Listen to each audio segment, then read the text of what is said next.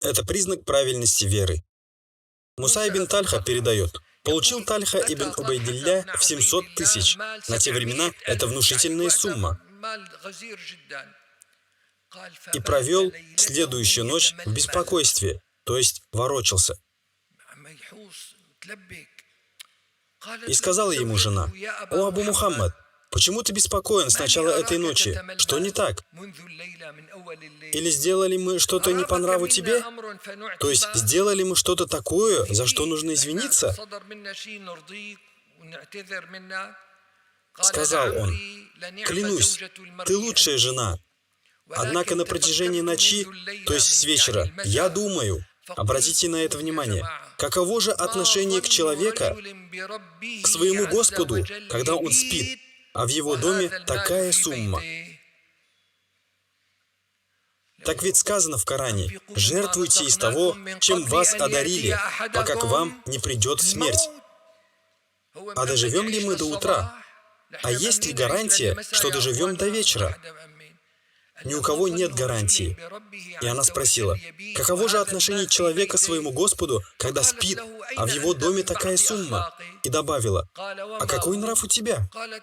Он спросил: что это значит? Она ответила: когда проснешься утром, раздай это имущество между ансарами и мухаджирами, в зависимости от их положения.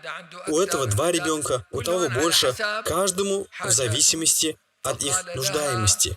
И сказал он ей: да смилостивится над тобой Аллах, ты такая, какую я знаю, поддерживаешь меня. Да будет доволен ею Аллах, ведь она поддержала его в этом. Ведь некоторые жены запрещают своим мужьям давать садака. Соответствует ли это действительности? Это опасная вещь. Это напоминание для женщин, ведь они могут помешать мужу дать садака. Или увидят, что он помогает своим близким, и скажет ему: мы важнее. А она, машаллах, сказала ему: завтра поделишь между ансарами и мухаджирами, в зависимости от их положения. И продолжил: и когда он проснулся, начал делить и раздавать данное имущество между мухаджирами и ансарами. Жена увидела, что основная масса уже роздана, и сказала: «О Абу Мухаммад, а нам в этой сумме есть часть?